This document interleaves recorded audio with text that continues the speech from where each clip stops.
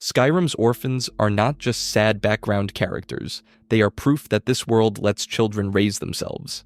Aventus Aretino contacts the Dark Brotherhood at 10 years old, Lucia loses both parents to a Thalmor raid, and Sophie survives alone on the streets of Windhelm. Grief in Skyrim rarely stays private, it turns into labor, performance, or something far worse. Today I'm ranking all 9 of Skyrim's most notable orphans, from saddest backstory to most disturbing. Starting with the boy, whose story looks like simple hardship until you realize what it cost him to survive it, Alisan. Some of Skyrim's orphans lost their parents to violence. Alisan lost his father after he got sick, and that illness went untreated as far as Alisan's story tells us, on a boat whose crew left them behind. He is a Redguard boy in Dawnstar with a father's name and a father's absence, sleeping on the floor at night in Dawnstar. His father was a sailor, and Alisan went with him on what turned out to be a final voyage, the kind of trip a kid remembers as an adventure right up until it isn't one anymore. Somewhere along that route, his father got sick. The crew put Alisan and his father ashore in Dawnstar and left without them. His father died a few days later. The story gives us sickness and abandonment, not a documented cause beyond that, and that plainness is exactly what makes it land. You can adopt him, a bureaucratic checkbox standing between a grieving kid and an actual roof. He delivers food to the miners in Dawnstar to make money, working in a town that feels cold and unforgiving, earning his keep before he's old enough to understand what keeping himself alive even means. Some players see him as especially deserving of help, and it isn't hard to see why. He watched the whole tragedy happen in real time: sickness, departure, death, stacked inside a handful of days. Alisan's grief ends where his father's story ends. The next child's grief takes a different shape. Sophie. Sophie has business hours, 8 in the morning to 5 in the afternoon. A Nord child walks Windhelm selling flowers from a basket, and when the workday ends, she spends her evening near the new Nisus Corner Club before sleeping outside next to a barrel in front of Naranya's house. The flower basket is her income. The barrel is her address. Her usual schedule runs from morning until late afternoon, followed by rest. Walk through Windhelm during those 9 hours, and you can find her wandering the streets and selling flowers, moving through Windhelm's streets with her flower basket. After 5, she stops selling, but she remains in Windhelm, usually resting near the new Gnisis Corner Club. The game confirms she is an orphan. The game gives some detail about her parents' deaths, but the full circumstances of her life afterward are not established by the available evidence. It says her mother died when Sophie was young, but the available evidence does not establish a precise timeline for the loss of both parents. What it does document are important parts of her survival: where she works, when she works, where she waits, and where she sleeps. Sophie is easy to overlook as you pass through Windhelm, even though her routine is visible in the city. You see her in the morning selling flowers. You see her in the evening near the tavern. You see her asleep beside a barrel when the city goes quiet. Her visible work routine can make her situation feel especially sad to players. The flower basket helps her make money to feed herself. The barrel holds the place of a home. Alisan carried private grief through Dawnstar. Sophie turns the need to survive into a job the entire city walks past, and the hardest part is how much of her existence you can witness if you pay attention to where she is and when. A visible routine can expose hardship, but exposure alone does not explain who took what she had in the first place, or who decided a child's survival should depend on selling flowers until someone with a house and coin decides to intervene. Lucia. Lucia asks for 1 gold piece. That specificity matters because she is an Imperial girl found begging in Whiterun. She asks for 1 gold in her brief interactions with people in the city, and the precision suggests she has done the calculation before. 1 gold buys a loaf of bread or access to an inn bed. Lucia is pricing survival, 1 stranger at a time. She repeats the same request when you speak to her. Just 1 gold, please. It becomes clear that Lucia has already figured out what staying alive for 1 more day actually costs. Here is what she says happened. Her parents died, her aunt and uncle took over the family farm, then threw her out.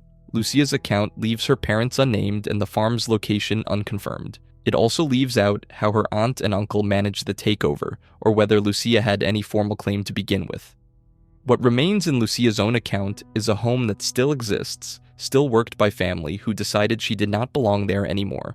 You meet her asking for 1 gold, while the city around her continues as if this is ordinary. The available evidence does not establish the precise house requirements for adopting Lucia, or whether a questline stands between meeting her and bringing her home. What is clear is simpler. She accepts and she leaves the street behind. The tragedy is not the begging. Lucia can tell you what happened to her family's farm, who took it over, and that clarity is what makes it worse. Sophie sells flowers because her mother is gone and the city is indifferent, but Lucia says her relatives took over the farm and threw her out, leaving her to ask strangers for a gold piece. Whatever her relatives valued, Lucia says they took over the farm, threw her out, and told her she wasn't good for anything. She inherited the road and the one gold request she makes while hungry, until someone finally answers it, while the farm continues on without her. A home can become an exile. The next story asks what happens when hope itself becomes the thing that keeps a child waiting. Francois Beaufort. Around a year is a long time, and Francois Beaufort has spent it waiting for the parents who left him at the orphanage to return. He lives at Honor Hall in Riften, an imperial boy with a story that sounds at first gentler than Lucia's. His parents left him at Honor Hall instead. They sat him down, made him a promise, and left. That distinction matters less than it should, because a promise with no return date attached is just abandonment wearing a nicer coat. Here's what makes his case sting. He is still waiting for parents who promised to return. Lucia's grief resolved the moment her family shut the door, brutal but final, a single wound she could at least name and carry. Francois carries something worse, an open file. He still hopes they're coming back even after around a year without them. Think about what a year means to a kid that age. It's a long stretch of childhood spent waiting for two people who, as far as the evidence shows, have not come back. The evidence here does not confirm that his parents are dead, in danger, or simply gone for good, so the cruelest reading has to stay a reading. But after around a year of waiting, Francois is still holding on to a promise that his parents would return.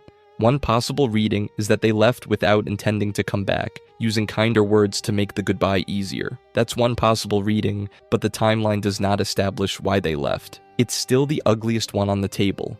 The evidence here does not establish how Francois' story ends. What is documented is the mechanism that opens the door. Once Grelad the Kind is gone and Constance Michel takes over, adoption becomes possible at Honor Hall.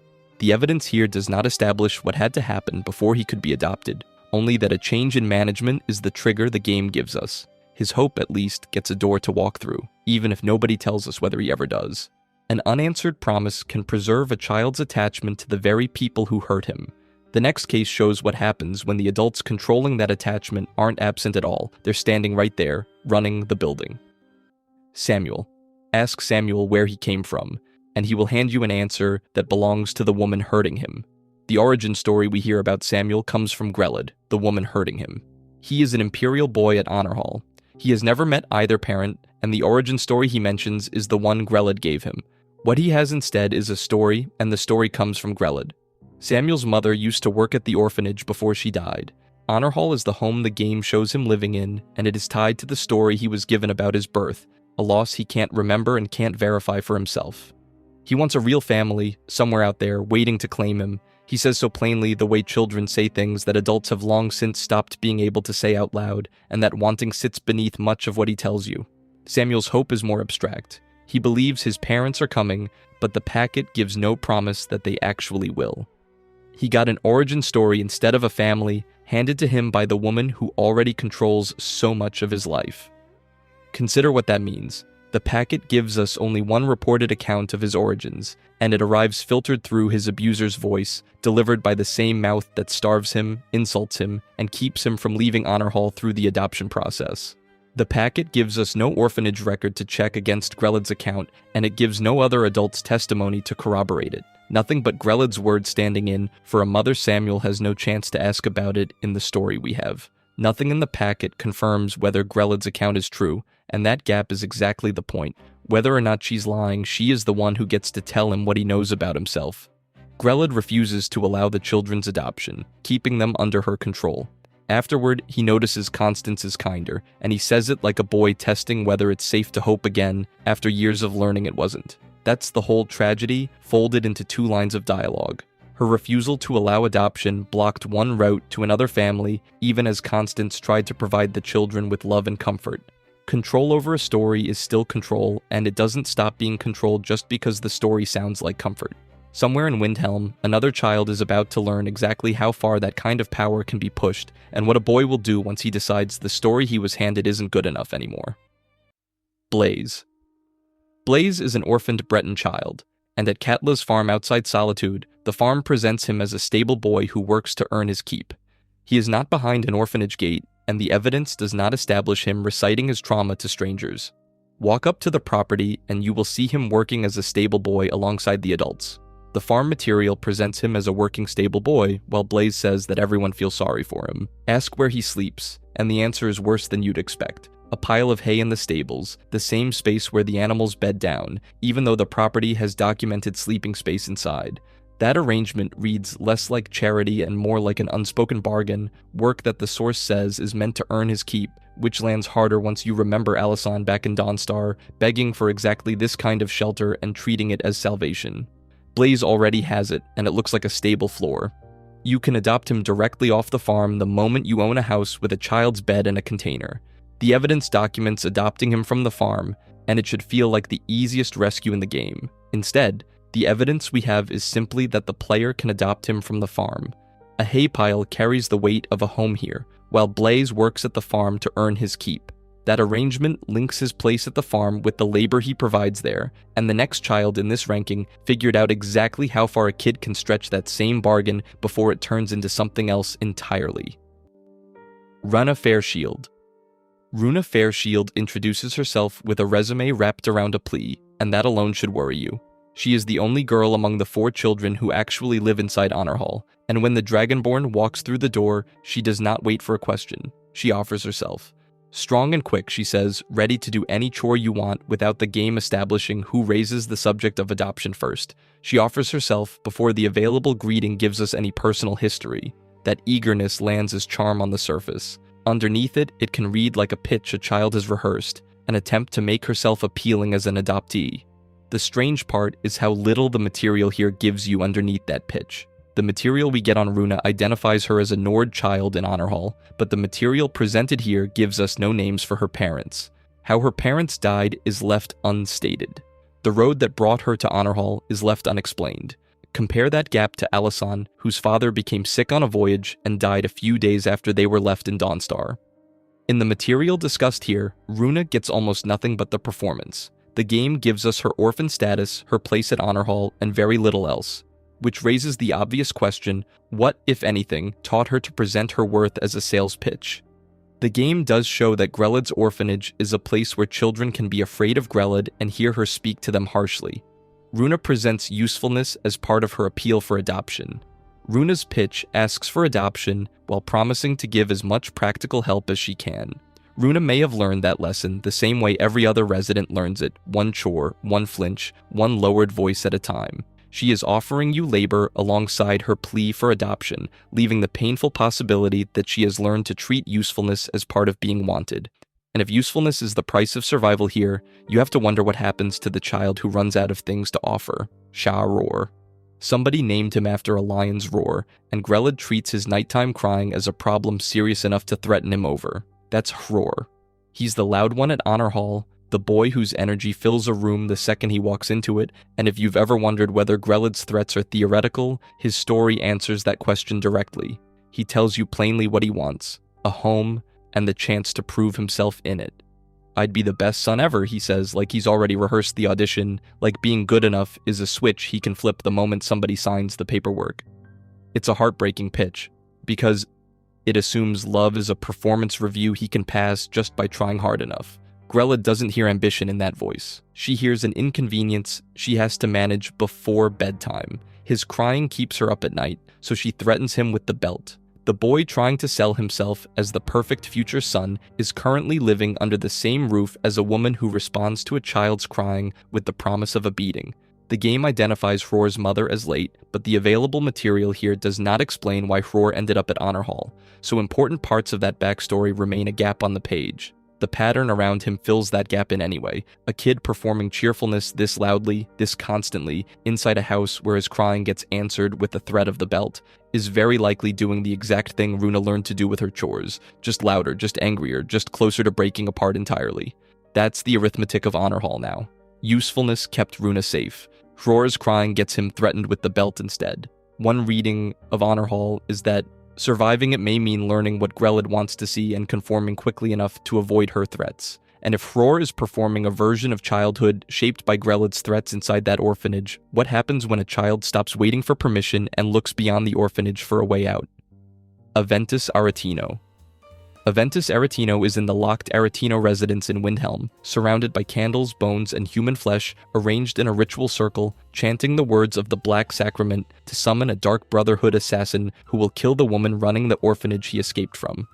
His mother, Nalia Aretino, died from sickness during the winter, and after her death, Aventus was sent to Honor Hall Orphanage in Riften, where Grelad the Kind ran the place by berating and threatening the children until Aventus broke out and went home to perform a murder ritual in his childhood bedroom. The Black Sacrament requires specific components: a human heart, human flesh, bones, and a skull. Aventus acquired all of them. He built the ritual circle correctly. He learned the words. When you arrive at the Aretino residence, he has been repeating the chant for days, possibly weeks, waiting for someone to answer. He asks explicitly for Grelad the Kind to die, and his request leads to the assassination objective against her. The assignment goes live. The gold gets allocated, Aventus Aretino becomes the client who launches Innocence Lost, Skyrim's introductory Dark Brotherhood quest, and the contract he commissioned gets fulfilled the moment you walk into Honor Hall and kill an old woman in front of the children she was terrorizing. After Grelad dies, Aventus thanks you. He offers payment. The dialogue options let you refuse the gold or keep it, but either way, the orphanage changes management and the children inside go from one authority to another without Aventus returning to live among them. His spot at Honor Hall stays vacant. The Aretino residence is where Aventus returns to perform the Black Sacrament. Aventus returns to the Aretino residence to perform the Black Sacrament, but the packet does not establish another destination for him after Grelad's death.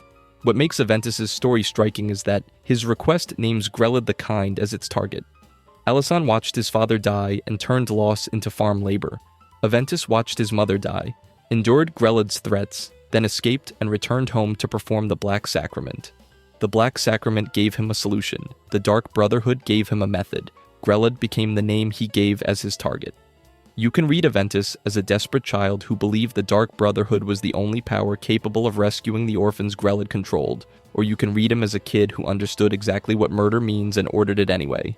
The game leaves room for both readings. The game shows him naming his target clearly, but the packet does not establish whether he feels hesitation or regret. Whether that reflects comprehension or desperation, the outcome stays identical.